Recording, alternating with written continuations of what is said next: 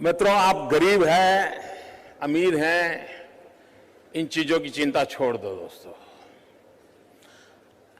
एक बात की जरूरत होती है, आपका आप पर भरोसा होना चाहिए।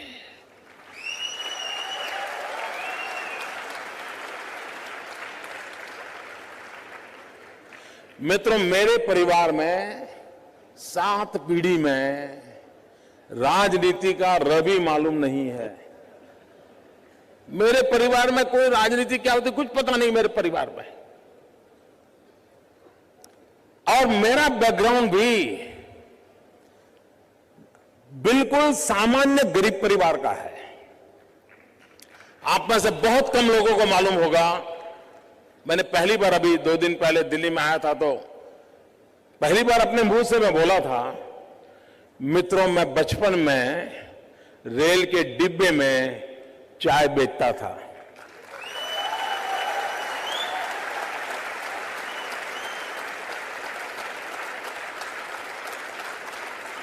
और आज आपके सामने खड़ा हूं।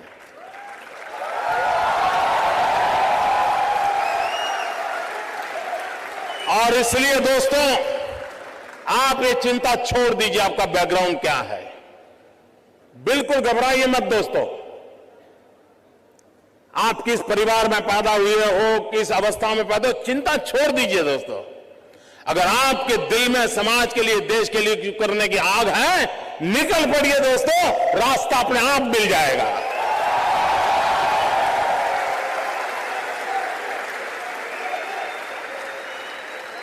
लेकिन मित्रों, लेना, पाना, बनना, ये ख्वाब लेके चलोगे तो ख्वाब ख्वाब ही रह जाएगा।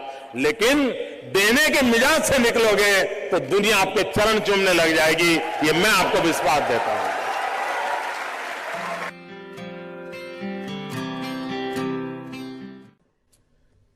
स्टार्टअप, मैं कल एडम से बात कर रहा था तो बड़ा इंटरेस्टिंग है, उसको मिलने जैसा है। उसको हिंदुस्तान की स्पिरिचुअल दुनिया में बड़ा इंटरेस्ट है। लेकिन उसने मुझे एक बात अच्छी बताई। वो कह रहा है जो पैसे कमाने के इरादे से आता है वो कभी स्टार्टअप कर ही नहीं सकता है।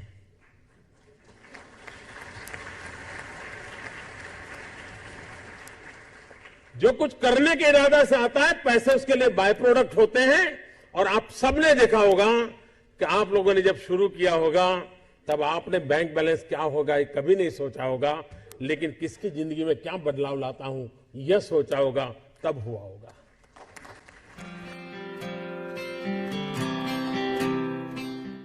मित्रों, कभी कभी नौजवानों की जिंदगी में कठिनाई आती है। सुबह अगर किसी क्रिकेटर की अखबार में फोटो देख ली, उसकी बड़ी वाहवाही हुई देख ली, तो मन करता है यार क्रिकेटर बनना अच्छा होगा। दोपहर को किसी टीवी चैनल पर किसी फिल्मी कलाकार का नाम रोशन दिखता रहा तो मन करता नहीं यार ये अच्छा है। शाम को किसी डॉक्टर ने बहुत अच्छा काम किया है देख लिया तो मन करता है यार ये अच्छा है। यानी कई नौजवान मिलेंगे आपको, हफ्ते में 3 नई नई योजनाएं बताएंगे और आप भी परेशान हो गए। यार पिछले हफ्ते तो कह रहा था कि मुझे बिजनेसमैन बनना है और इस हफ्ते कह रहा है नहीं मुझे तो पॉलिटिशियन बनना है।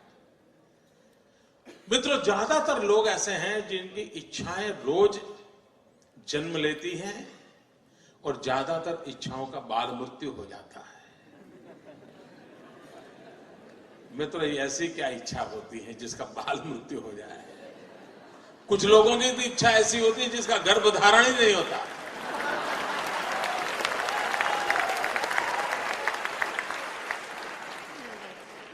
और मित्रों, कुछ लोग होते हैं जिनकी इच्छाएं रोज बदलती रहती है। और जब इच्छाएं रोज बदलती रहती है तो आपके साथी आपको क्या कहते हैं? आपको यही कहेंगे यार छोड़ो, वो तो बड़ा तरंगी है, वो सुबह शाम नई नई चीजें सोचता रहता है, वो बेकार है यार, वो तो ऐसे ही उटपटांग बातें करता है। ऐसे कैसा ही होता है ना। मित्रों, मेरा कोई नौजवान साथी ऐसा नहीं होना चाहिए जिसकी इच्छाएं लोगों के लिए मजाक का कारण बने। कोई नौजवान ऐसा नहीं होना चाहिए जिसकी इच्छाएं तरंग बन जाए। और इसलिए मित्रों आवश्यक है और कोशिश करनी चाहिए। इच्छा बुरी चीज नहीं है। लेकिन इच्छाओं को बदलते रहना बुरी चीज है। इच्छाएं स्थिर होनी चाहिए, और अगर इच्छा स्थिर है तो संकल्प बनती है, और संकल्प में जब परिश्रम जुड़ता है तो सिद्धि बन जाती है। और इसलिए इच्छा प्लस स्थिरता इज इक्वल टू संकल्प, संकल्प प्लस परिश्रम इज इक्वल टू सिद्धि।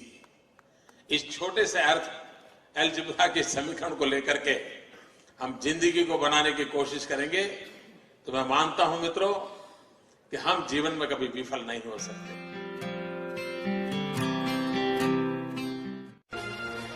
मैं मेरे नगर वड़नगर से कभी कभी ट्रेन के अंदर विसनगर जाया करता था। एक 12-15 साल का किशोर जिसको पोलियो हुआ था, कमर के नीचे का शरीर काम नहीं कर रहा था, वो मुश्किल से ट्रेन के अंदर चढ़ गया। उस गंदे कपड़े थे, भिक्षुक जैसा लगता था, लेकिन वो भीख नहीं मांगता था और हर किसी के पास जाकर के वो रिक्वेस्ट करता था मुझे बूट पॉलिश करने के लिए दीजिए। और उस समय 10-15 पैसे में बूट पॉलिश होती थी, और लोग कभी दया भाव के कारण, कभी करुणा के भाव के कारण उससे अपना जूतों की पॉलिश करवाते होंगे।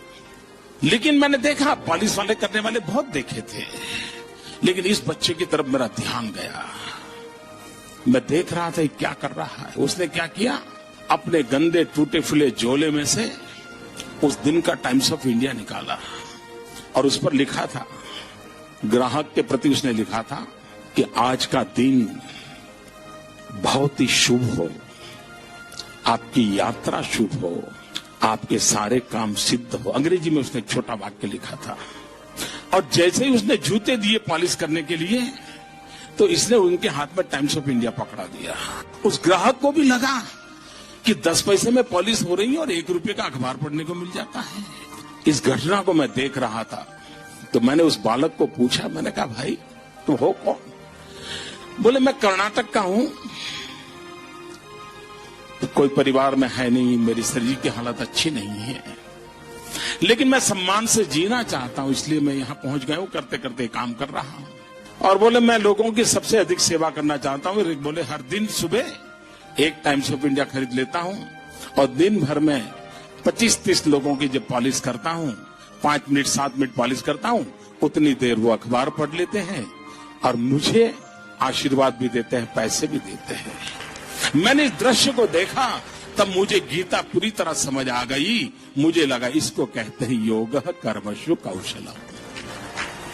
पॉलिश करने वाले काम को उसने योग बना करके जिस प्रकार से उसमें प्रोफेशनलिज्म ला करके काम किया था, और यही तो योग कर्मशु कौशलम है, जो जिंदगी को जोड़ देता है, कार्य में जीवन को झोंक देता है। वो यौगिक अवस्था को प्राप्त करके जीवन में एक अद्भुत अनुभूति का एहसास करता है। संगठन का काम करना ये उनका जो मूलतम कार्य है वो है। कई प्रांतों में पार्टी का काम करते रहे हैं और जिन लोगों के साथ काम करते रहे हैं उनको भी लगता है कि वो टफ टास्क मास्टर हैं, डिसिप्लिनरियन हैं, नए नए आइडियाज उनको सूझते हैं। अगर वो चुनाव लड़वा रहे हैं पार्टी को किसी प्रांत में तो उसमें भी वो क्रिएटिव हैं। संगठन को और मजबूत कैसे बनाना, पार्टी का नेटवर्क और कैसे या उसका बेस कैसे और भी ब्रॉड बनाना, वो उसमें अच्छी तरह से उनकी शक्ति का वो उपयोग करते हैं। ऑर्गेनाइजेशन तो बहुत अच्छा करते ही हैं, इसलिए तो यहाँ भी काफी ऑर्गेनाइजेशनल ड्यूटीज उनको दी जाती है। So that there is no question that he is a very good organiser. राजनीतिक के रूप में मैं ये मान सकता हूँ कि उनकी और हमारी विचारधारा में चाहे जितनी भी भिन्नता हो, पर वो अपनी विचारधारा के प्रति प्रतिबद्ध राजनीतिक है। और उनके बारे में जो आम धारणा है वो ये है कि संगठन के में उनकी बड़ी अच्छी पकड़ है।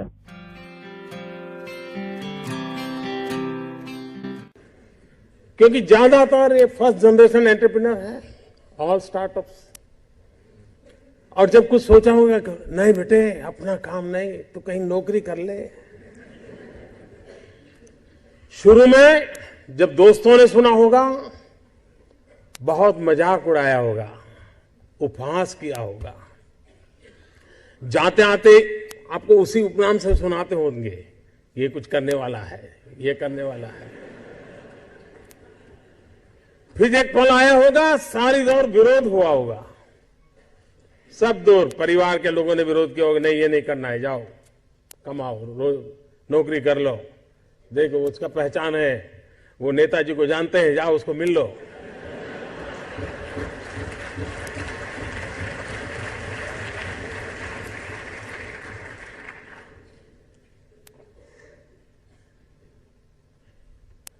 उस विरोध के बावजूद भी जो टिके होंगे, आज सब लोग कहते होंगे कि यार इसने तो कमाल कर दी, कुछ ऐसा मुझे भी करना है। हर किसी के स्टार्टअप की जिंदगी की यही कहानी है। एक भीतर से एक ऊर्जा होती है, भीतर में सपने होते हैं, उसके साथ खप जाने का इरादा होता है, तब जाकर के परिस्थितियां पलटती है। और दुनिया में हर किसी ने यही किया होगा।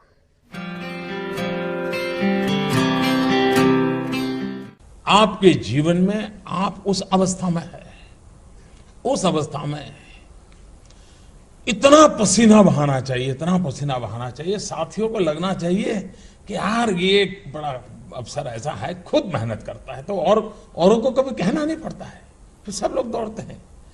आप अगर बोर्ड लगाओगे एक समय पर ऑफिस आना चाहिए, उसकी उतनी ताकत नहीं है कि आप समय के पहले 5 मिनट पहुंच जाए, उसकी ताकत है।